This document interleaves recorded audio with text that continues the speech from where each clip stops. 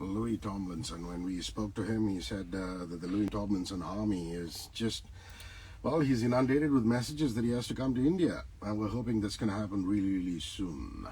Meanwhile, special guests in studio. This is Good Morning Mumbai with Hrishikesh. I told you a brief bit about this on Friday, but I just want to repeat for all of you who didn't tune in. There was a great maritime tragedy called, for lack of any other word to use for it, the Tilawa tragedy, which is based after the ship that actually was sunk.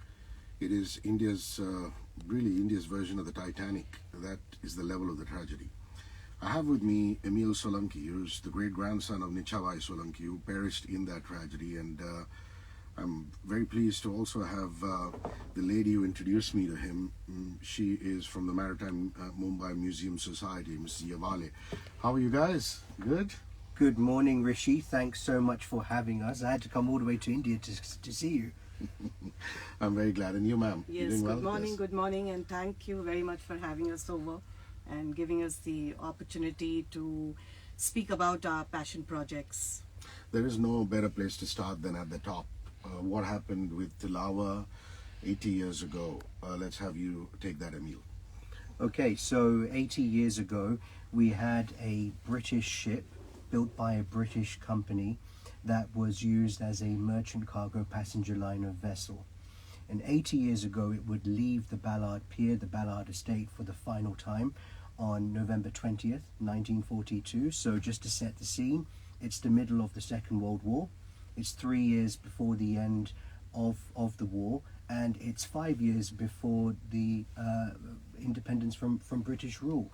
And so you had nearly 1,000 people going on this ship on their way to East and Southern Africa, looking for new opportunities. Still a very dangerous time to be traveling during the war.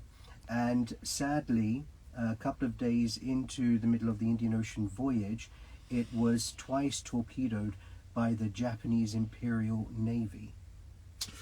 Well, and Japan doesn't own up to it. I mean, the idea is to try to get the Japanese government or at least the embassies to put forward an apology, and that hasn't happened, which is really another big tragedy, if you ask me, Emile. It's interesting that you say that, because I would say that it's a little bit presumptuous in our investigation and our research to know who is truly responsible. On the surface, you would say, yeah, sure, they did the dirty work, I guess we should blame them. But the reality is that there was so much going on during that time, and there are other nuances that we've got to take into consideration. So, for example, why was this ship made into a cargo vessel during the war? Why were innocent passengers allowed to go on this ship during a very dangerous period? Was there another type of ship that they could have gone on? And the reason why I make that point is, did this ship, from a Japanese perspective, was it contributing to the war effort? Meaning, were there weapons on there? Were there British personnel on there? Traditionally speaking, when we look back at the war diaries, Tilawa had escorts in the past. I believe HMS Cornwall, just a year before, in 1941, was escorting Tilawa on one of its trips. And it was also known for HMS Birmingham and SS Carthage to patrol the waters and to see if there were any German U-boats or Japanese submarines lurking around. And so when we look at November 1942, 80 years ago, why were there no escorts? Why was there no patrol? And so now we end up in a mess. Of course, between the first and the second torpedo attack, we're told by survivors that there was about 60 to 90 minutes. So was there an opportunity for the captain to do some good? Were there enough rafts and lifeboats? Was there an opportunity to save these people? But therein is what I'm thinking. There's some incredible research material that Anita Yewale was good enough to pass my way, and my reading tells me there were silver bars that were actually recovered in 2017. So there was a lot of wealth in there, and I'm just not talking about wealth in terms of human beings. Yeah, Emile? You know, there were over 6,000 tons of cargo, Wow. which included 60 tons of silver bullion. So this was the fourth consignment back in November 1942. It was a deal between the Indian government and the South Africa government. They had purchased silver bullion for the purchase of coinage. And so there were 2,391 bars at an approximate value of £32 million or $50 million on this ship. And, you know, when we were first told of this story by my grandfather back in 2007, he did not mention the silver, he mentioned gold. It was understood that there were other precious metals on this ship as well. And so, you know, you can only get to a certain point in your research before somebody else is going to make the investment to get out there, find the wreck site, go down 3,500 meters and actually, you know, do the legwork. It's millions of dollars to get down there. So yes, you are correct. It ended up in quite a historic, unprecedented legal maritime court case between the company that salvaged the silver and the Republic of South Africa. Visit www.tilawa.in. That's TILAWA.in. Also, you could go to the Maritime Mumbai Museum Society website, which is MMMS.in. That's 3M's with an S.in. And there's a bit of reading for you guys to do. Doja Cat, The Weekend. We're back in a couple of minutes. This is You Right. We're live at 9:40. In Vancouver, he has a house on the same street as The Weekend and Drake. Big ups to the Punjabi boys. I'm in studio talking about a really special story. Just a small correction for all of you who've been tuned in. It's Tilawa1942.com. So the website is www.tilawa, the numerals 1942.com, in conversation with Emile, Solanki, and Mrs. Yewale. This is Good Morning Mumbai with Hrishikesh. So tomorrow, 23rd, special day, what's happening, Anita, Yewale? So tomorrow is actually the 80th anniversary of the tragedy of the sinking of S.S Tilawa. So we have decided to have a commemorative event at the Grand Hotel, which is in the precinct of Ballard Estate, which is obviously very, very relevant to shipping or maritime related event to be held. And we have the family, of course, the Solanki family and extended families of theirs, and a couple of other people who are coming down all the way from US, UK, and friends of Maritime Mumbai Museum Society from Mumbai as well. And the chief guest of the event will be the Deputy High Commissioner, the British Deputy High Commissioner for the evening. You've got to get used to saying His Majesty as opposed to Her Majesty's government. But, you know, there is one survivor, isn't there? Yes. Because you sent me a video which had a news broadcast channel talking to that one survivor, and he had some incredible things to say about how his mother helped him escape, and she tied a sari around, and he was on her back, and he was 3 years old, and that's what he can remember. Yes, so absolutely. He's 83 years old, and he's arriving, in fact, today. And so he'll be present as well. And there is some further great news about another survivor who reached out to Emile at midnight last night. So he will tell about the new find. But yes, so he's arriving with his family, the lone survivor. Yeah. So I think it'd be good for Emile to take over now. So the lone survivor, his name, and that wonderful little story. It's better that you tell it, lest I leave out some details. And the person who reached out to you as late as last night. Yes, so Mr. Arvind Bhai Jani, now 83 years of age, from South London. I can't believe for the 22 years that I lived in South London, where I used to go to school and play cricket, his house in Thornton Heath is about 10 minutes from where I was raised. Didn't know he existed.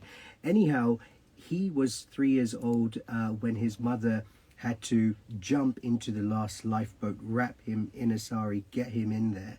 And then, of course, they were out in the middle of the Indian Ocean for a couple of days. And, you know, he has some health difficulties now. And, you know, he was only 3 years old at the time. There's only so much you can remember. But he does recall eating biscuits and a couple of snacks that were available in a tin on the lifeboat. And as I look at my WhatsApp, it was exactly at midnight that I got a phone call from a Miss Rooney Mangat from Cincinnati, Ohio. And she tells me that her mother, who still has her full mental faculties, her name was Tej Mangat, 90 years old, was 9 years old at the time. Rishi, get the story. So you have Rooney, her grandparents, who were on this ship with 3 sons and 1 daughter. And where they were actually sleeping was above the cargo. The first torpedo hit and they actually dropped to the bottom, and her father was actually he started to sink, sadly. He survived. The mother did not. The 3 young boys drowned too. But Tej Mangat and her father survived. And of course, he's deceased now. But we have this 90-year-old who saw one of our newsreels in London. And, you know, they reached out to us just last night. And it's unfortunate that they can't be with us, you know, for the commemoration tomorrow. But all this time, we thought that Mr. Arvind Bhai Jani was the last known survivor, and here we now have another who recalls vividly what happened. In fact, her father found a 6-year-old child who was struggling. He was able to bring that 6-year-old onto one of the rafts, and he was taking care of her for a couple of days. And the story goes, as per this email in front of me, that this little girl was hungry, and they found a couple of onions floating on the water. And so what he would do is that he had no idea how long he was going to be out there for, and there were barracudas and sharks swarming the vicinity too. And so he would peel 1 layer of onion at a time and give it to this little girl to keep her sustained. You know, it's just so moving when you think of all the individual accounts of those that survived and those that perished. Indeed. And Mr. Jani also says, if I can remember that news footage, that he remembers a huge hole in the ship. I don't know if that was the first torpedo that hit or the second one, which came from that submarine. Is that true? The big hole? Yeah. It would have been the first. Yeah. If you go on to Japanese archive video, they did a great job of recording, you know, the way that they would go about attacking a ship. And you can see actually footage from 1942 in the middle of the Indian Ocean of one of their attacks where, you know, they're looking through the telescope and they know exactly where they're going to hit the ship to still keep it afloat. That was probably the first attack that Mr. Jani was referring to, because the second attack was fatal and it just sunk within seconds. Wow. We're also Instagram live at 94.3 Radio 1 India. So if you want to see this in video form, you might want to go to Insta and check it out. We're going to do some messages and come back in a bit. We're live at 950. I'm hrishikay. With me is Emile, Solanki and Anita, Yewale. The great maritime tragedy of the ship Tilawa, which sank 80 years ago, well, allegedly by a Japanese submarine. I have with me Emile Solanki, for all of you who've tuned in later. His great-grandfather, Nichabhai Solanki, perished in the tragedy. Also with me is Anita, Yewale from the Maritime Mumbai Museum Society. I'd like you to talk about the Maritime Mumbai Museum Society and all the stuff that you people are involved with. I understand it's a not-for-profit. Yes. And you're based out of Planet Godrej in Baikala. Is that where you are? Yes, because we don't have an office yet. So we are an NGO. It's the coming together of maritime-minded people of the city to form this society for the sole purpose of establishing a maritime museum for the city, telling the rich maritime history that Mumbai has and most people are not aware of. So, of course, unfortunately, the pandemic hit in between. We started off 3 years back. So we took to online programming, basically doing outreach activities to raise awareness about the many maritime facets of the city. Basically, what people really don't know is, or rather, don't acknowledge the fact that Mumbai is a city by the sea and risen or emerged literally out of the sea, island city, peninsular city, and we do not acknowledge the sea. So the whole idea of the museum would be to bring out these untold, forgotten stories and history of the city. I was at the Eastern Seafront a couple of weekends ago because Anand Mahindra had his Mahindra IROC festival. We were official partners, and I went to what is known as the Princess Dock Bayview Lawns. And they had positioned the stage right to the side of this incredible lighthouse. And I believe the lighthouse was recently restored. Is that part of the interest area of what you're doing with the society? Yes, they would fall under the history of Mumbai's port, etc. Because I thought I saw a picture of that lighthouse on your website. I don't know if it's the same one. No. So that's not a lighthouse. Actually, that was a watchtower. It's the domestic cruise terminal tower at the Princess Dock, which is obviously defunct now. Sure. It's reclaimed. And the eastern seashore or the seafront, most of the land that belongs to the Mumbai Port Trust is what they are planning to revitalize and have a lot of activities happening on that side. So it's a work under progress. And does this also involve restoration? Are you going to be working with people like Abhanaran Lamba, people like Vikas Dilavari, who, it's an incredibly difficult job to do because then you have to get funding for it and restore some of these old heritage monuments. Not like the BMC does it, which is just put coats of paint on it, but actual restoration. Yes, so actually, as of now, so there is this absolutely beautiful building, which is the old traffic house in the Port Trust area, which needs to undergo restoration. But probably, we even actually asked for that building to be given to us for our museum. But since it's with the Port Trust and things didn't work out.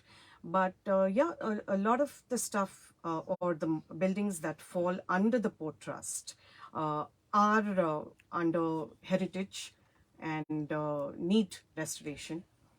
But as of now, doesn't fall under our purview. Our aim is to establish a maritime museum telling the city's maritime history.